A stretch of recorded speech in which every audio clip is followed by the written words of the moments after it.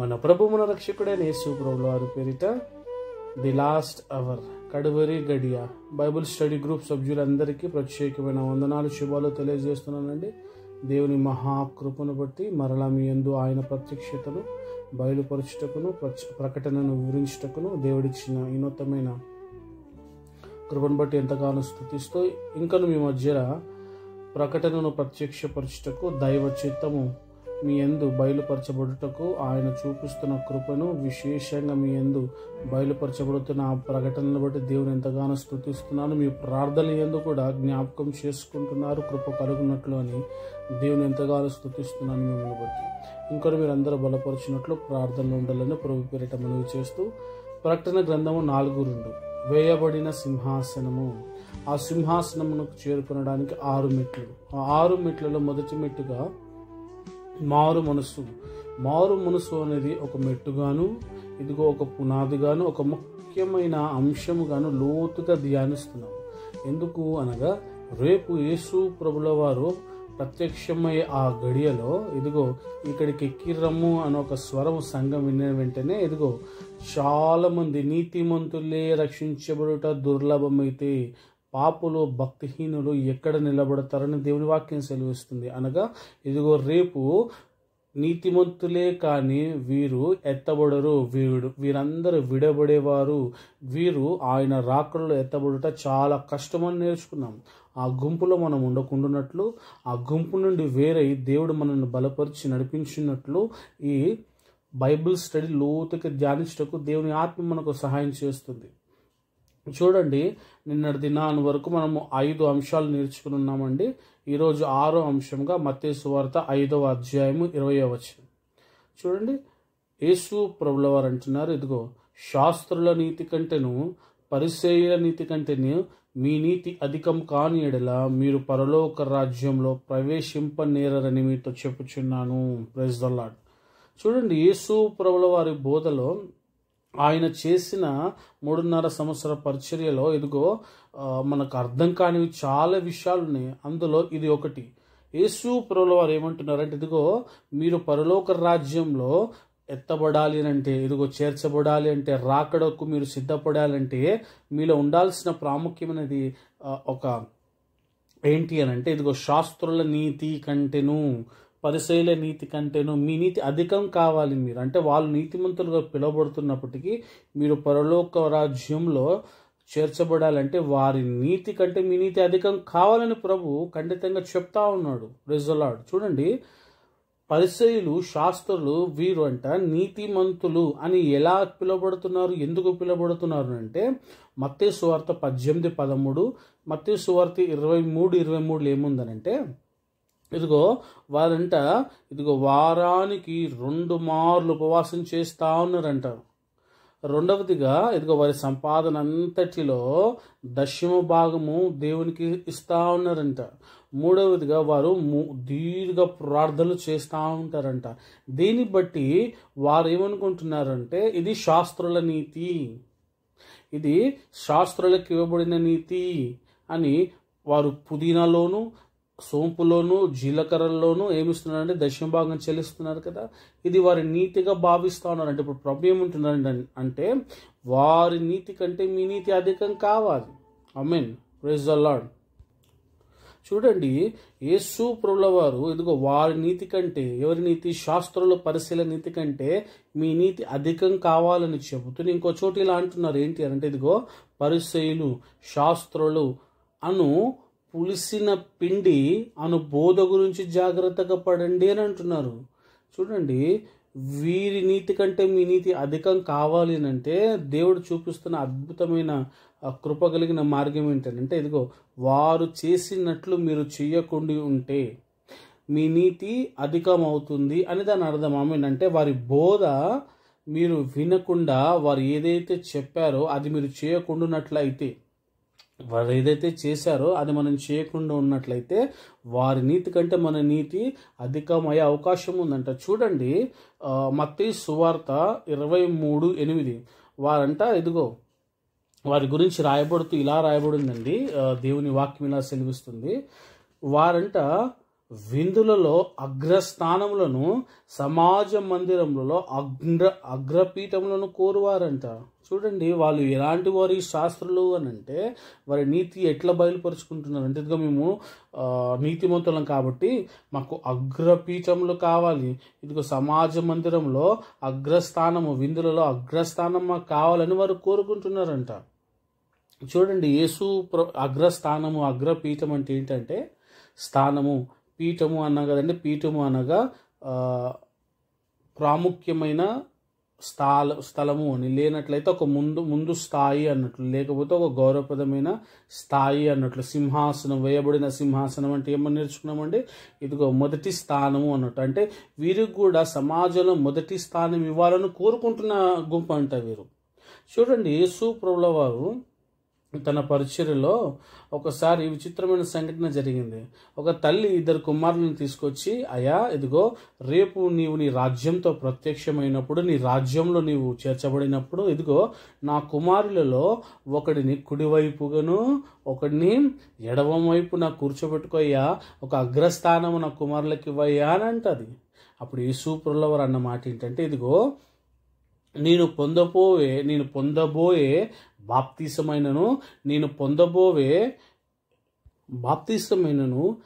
నేను త్రాగు గిన్నెలోనిది మీరు త్రాగుదురా అని అంటే, అయ్యా మేము తాగుతామని అన్నారు వాళ్ళు. ఓకే, మీరు తాగుతారేమో, కానీ చూడండి యేసు ప్రభువు అంటున్నమాట, ఇదిగో నా కుడివైపునకు ఎడవ వైపునకు కూర్చుండనిచుట నా వశంలో లేదు, అది ఎవరికి సిద్ధపరచబడినో వారికి దొరుకునని వారితో చెప్పాను. ఆమేన్, హల్లెలూయా. చూడండి, ఈ పరిసయ్యులు, శాస్త్రులేమో అగ్రపీఠాలను కోరుతున్నాడు. అదేవిధంగా శిష్యులు కూడా ఇదిగో ఒకరిని కుడివైపు ఒకరిని ఎడమ వైపు కూర్చోపెట్టాలి అన్నప్పుడు ప్రభు ఏమంటున్నారు, అది నా పరిధులు లేదు, అది ఒకరిని ఎడమ ఒకరిని కుడివైపున కూర్చోబెట్టడానికి ఇదిగో నా తండ్రి అయిన దేవుడే ఎవరికైతే సిద్ధపరిచారో వారికే అది దొరుకునని ప్రభు సెలవిస్తున్నాడు. అంటే చూడండి, అగ్రస్థానం అనేటిది దేవుని ఎదురు నుండి రావాలి, అది మనుషుల నుంచి రాదు అని ప్రభువు చెప్తున్నాడు.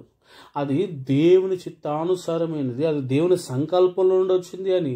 అగ్రపీఠం అనేటిది, అగ్రస్థాయి అనేది అది దేవుని సన్నిధి నుంచి రావాలని ప్రభు నేర్పిస్తున్నాడు. కానీ ఒక చోటు విచిత్రంగా రాయబడిందండి, ఇదిగో పరలోక రాజ్యము బలవంతముగా పట్టబడుచున్నది, బలత్కారముగా దాన్ని ఆక్రమించుకొనుచున్నారని ఉంది మత్తయి సువార్త 11:12. అదేంటండి, ఇంకో చోటు ఇలా రాయబడింది, లూకా సువార్త 16:16లో ప్రతి వాడును ఆ రాజ్యంలో బలవంతంగా జొరబడుతున్నారు. ఒక చోటేమో బలత్కారులు దాన్ని బలవంతంగా పట్టుకున్నారంట, ఇంకో చోట బలవంతంగా రాజ్యంలో జొరపడుతున్నారంట.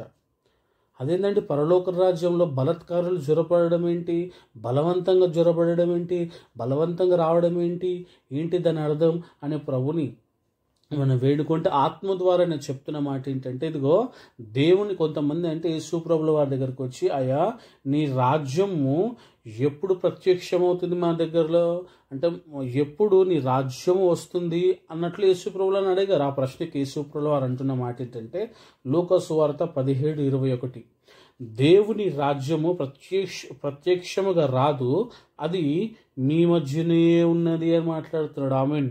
ఇంగ్లీష్లో ఏమని ఉందంటండి, ఇదిగో మీ మధ్య అనగా ఇన్ బిట్వీన్ అని ఉంది, కాక ఇదిగో మీ మధ్యన ఉన్నది అనే పదానికి ఇన్ యూ అని ఉంది. Amen, praise the Lord. అనగా అది మీ మధ్యలో కాదయ్యా, అది మీలోనే ఉన్నది, అది మీరే ఉన్నారు అని. ఆమెన్. పరలోక రాజ్యము మనుషులతో పోల్చబడ్డది. పరలోక రాజ్యం అంట ఈ మనుషులతో దేవుని సంఘంగా పోల్చబడ్డది. ఈ పరలోక రాజ్యం బలత్కారుల చేత బలవంతంగా పట్టబడి ఇదిగో బలవంతంగా జొరబడిన వీరంట అగ్రస్థానాల్లో కూర్చొని ఉన్నారంట. అగ్రపీఠం నుండి వారిని ఏలుతా ఉన్నారంటే ఎవరిని, దేవుణ్ణి నియమించిన దేవుని రక్తంలో కడగబడిన సంఘాన్ని ఏలుతా ఉన్నారు. అప్పుడు ప్రభు అంటున్న మాట ఏంటంటే, ఇదిగో వారి నీతి కంటే మీ నీతి అధికం కావాలి ఇప్పుడు. ఆమేన్, హల్లెలూయా.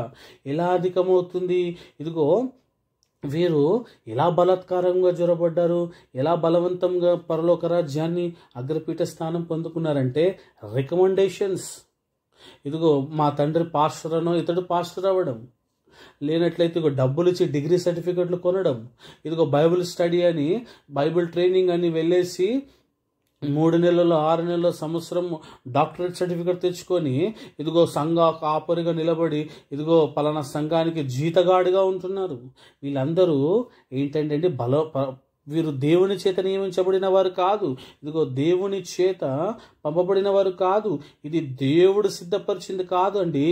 వీరే బలవంతంగా బలాత్కారముగా అనగా ఒక ఆలోచనతో ఒక దురుద్దేశముతో దేవుని చేత అభిషేకించబడాలి, నేను దేవుని చేత నియమించబడాలి. చూడండి, యేసు ప్రభువుల వారు సంఘమును ఆయన రక్తంలో స్థిరపరిచి పుట్టిన తర్వాత అపోస్తులు చేస్తున్న ఆ పరిచర్య కాలంలో ఇదిగో సంఘ పరిచర్య క్రమం ఇలాగూ నియమించబడ్డది అని అంటే, సంఘములో పరిచర్య జరుగుతున్నప్పుడు తింటున్నప్పుడు ఆ పరిచర్య కూడా దేవుని ఆత్మచేత అభిషేకించబడిన వారినే ఎన్నుకునేవారు. కానీ ఈ దినాలలో చూడండి, అభిషేకం లేదు, హస్త నిక్షేపణ చేత దైవ నిర్ణయాన్ని అభిషేకించడం లేదు.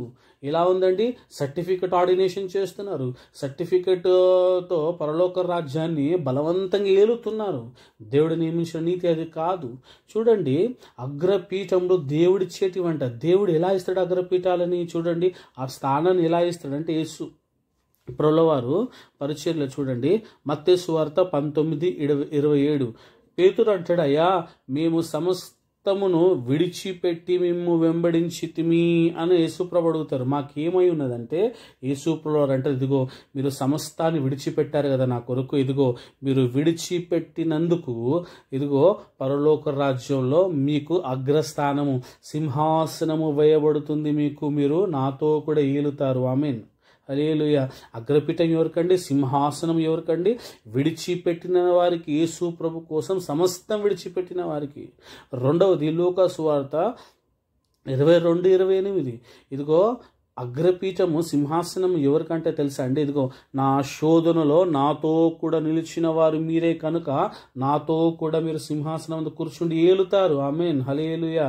మూడవది ప్రకటన గ్రంథం 14:4 ఇదిగో మొదటి వారిగా ఉండుటకు గొర్రెపిల్ల ఎక్కడికి పోను అక్కడికెల్లా ఆయనను వెంబడించిన వారు వీరే, కాబట్టి ఆ సియోను కొండ మీద సింహాసనం మీద కూర్చుండి ఏలే గుంపులో ఉంటారంటే వీరు. కానీ చూడండి, సంఘంలో బలవంతంగా పట్టబడుతుంది, సంఘం బలవంతంగా పట్టబడుతుంది. ఆ పట్టబడిన గుంపులో నువ్వు ఉన్నావా?